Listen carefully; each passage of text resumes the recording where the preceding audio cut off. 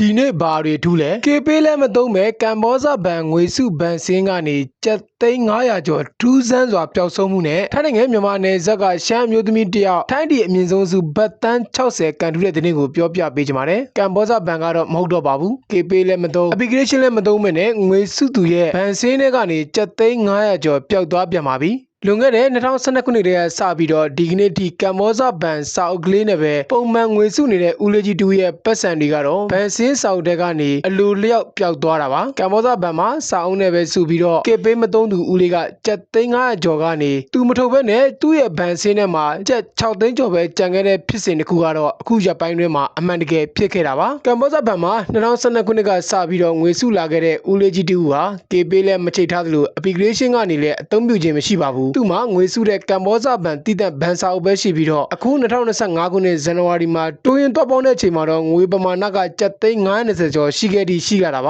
ကျပ်သိန်း920ကျော်ထိရှိခဲ့တာလည်းဖြစ်ပါတယ်အဲ့ဒီဦးလေးကြီးကအရင်ခါတိုင်းလိုပဲ3လတစ်ချိန်သွားပြီးမဲ့အခုတက3လပြည့်တဲ့နေ့ကဘန်ပိတ်လို့2025ခုနှစ်ဇူလိုင်လ1ရက်နေ့မှာတိုးရင်တော့ပေါင်းတဲ့အခါမှာတော့သူ့ရဲ့လက်ကျန်ဘန်စင်းတွေကစာအုပ်ထဲမှာတော့ပတ်စံကကျပ်သိန်း900ကျော်ပျောက်ဆုံးနေပြီးတော့6သိန်းကျော်ပဲရှိတော့တာပါအဲဒါကြောင့်ဦးလေးကြီးကအံ့ဩသွားပြီးတော့ဇူလိုင်လ1ရက်နေ့မှာပဲလက်ကျန်6သိန်း6000ကျော်ကိုထုတ်ယူခဲ့ပါတယ်အဲ့ဒီလိုဘန်စင်းတွေကပတ်စံတွေပျောက်သွားတဲ့ဦးလေးကြီးကအခုလိုဖြစ်တာကိုသူနဲ့ရင်းနှီးတဲ့အမျိုးသမီးတူးစီမှာဝင်မေးရင်အဲ့ဒီအမျိုးသမီးကတစ်ဆင့်လူမှုကွန်ရက်ပေါ် post တင်ခဲ့တာမှစပြီးတော့ဒီသတင်းကလူမှုကွန်ရက်မှာဟိုလေးတကြော်ဖြစ်နေတာလည်းဖြစ်ပါတယ်အဲ့ဒီအမျိုးသမီးကတော့သူ့ရဲ့ post မှာတော့2012ကစပြီးတော့စာအုပ်ထဲမှာပဲစုလာခဲ့တဲ့သူပါရှင့်ဘန်ကင်းဆော့ဖ်ဝဲလည်းမရှိတုံးလည်းမတုံးတဲ့နေကသူဖြစ်ပါတယ်အခုဦးလေးတို့ဇနီးမောင်နှံကဘန်သွားပြီးအပြန်ကိုနဲ့ရင်းနှီးတာရောငွေလဲငွေထုတ်ဆိုင်ဖွင့်ထားတာကြောင့်ရောလာပြီးမေးတာမလို့ကျမတို့သိရတာပါမှတ်ပုံနေနံပါတ် OTP တွေကိုလည်းလိန်နာကြားဘူးတာရှိလို့ဘယ်သူကမှမပြောပြပါဘူးတဲ့အခုအတိုးရင်ပေါင်းဖို့ဘန်သွားတော့မှသူစုထားတဲ့ကျပ်သိန်း920ကျော်မှာ6သိန်းပဲကျန်တော့တာကိုသူကသိခဲ့တာလည်းဖြစ်တယ်ဘန်ကင်းဆော့ဖ်ဝဲတော့မရှိဘဲနဲ့တုံးလည်းမတုံးဘဲနဲ့ကျပ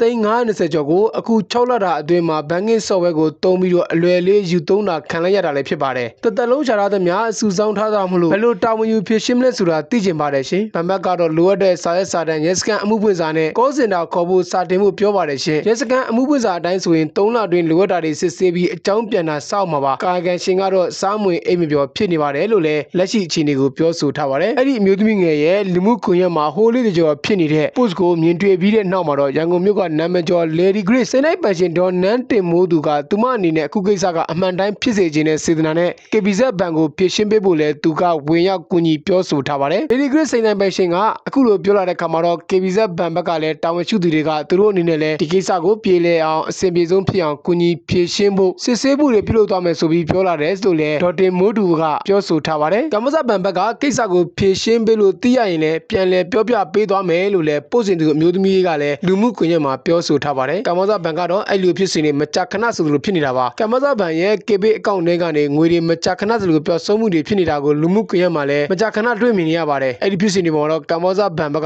ဘာတစ်ခုမှတာဝန်ယူဖြည့်ရှင်းပေးခြင်းတော့မရှိသေးပါဘူးထပ်ပြီးတော့ပြောပြပေးခြင်းတဲ့သတင်းကတော့ထိုင်းမြန်မာနယ်စပ်ကရှမ်းမျိုးသမီးတူထိုင်းပြည်အမြင့်ဆုံးစုဘတ်တန်း60ကန်ထူးတဲ့သတင်းကိုလည်းပြောပြပေးခြင်းပါတယ်အခုဇူလိုင်လ1ရက်နေ့ကထွက်သွားတဲ့ထိုင်းအောင်ပါလီဒီပေါကနန်းပရမစုကနန်း64946ကိုထိုင်းမြန်မာနယ်စပ်ကရှမ်းမျိုးသမီးတူကန်ထူးစွာနဲ့10ဆောင်လုံးပေါက်သွားပြီးစုချင်းငွေအဖြစ်ပတ်တန်း60ပတ်သိန်းပေါင်း600ရရှိသွားပြီလို့ထိုင်းခြေဆိုင်သတင်းမီဒီယာတွေမှာဖော်ပြထားပါတယ်။ကန်ထူးသွားသူကတော့ချင်းမိုင်ခရိုင်ဝိုင်းဟိုင်းမြို့နယ်ပိတ်လုံကျွေးရမှာနေတဲ့ရှမ်းတိုင်းသူဖြစ်ပြီးတော့သူမကတော့စက်ချုပ်ဆိုင်နဲ့အထည်ဆိုင်ဖွင့်ထားသူပါ။အလူတဲရရောသူရဟန်းမတယောက်ဖြစ်ပြီးတော့အဲ့ဒီထီလက်မှတ်ကိုဒီမတိုင်ခင်ရှေ့ကဖျားဘူးသွားရင်ဝယ်ခဲ့တာလို့ချင်းမိုင်ရှမ်းတိုင်းဝမ်ကအမျိုးသမီးတူကတော့သတင်းမီဒီယာကိုပြောဆိုထားပါတယ်။ထီပေါကြောင့်သိရလို့ဆွေမျိုးတွေနဲ့သူစိတ်လှုပ်ရှားစွာဝမ်းသာအားရဖြစ်နေတဲ့ဗီဒီယိုဖိုင်ကိုလည်းလူမှုကွန်ရက်မှာသတင်းပြန့်လို့နေပါတယ်။ထီအမေရိကန်ပေါကြောင့်နဲ့လုံခြုံရေးအတွက်နီးစပ်ရာရဲစခန်းမှာလည်းတွားရောက်အကြောင်းကြားပြီးဖြစ်တယ်လို့လည်းထိုင်းသတင်းတွေမှာတော့ဖော်ပြထားပါတယ်။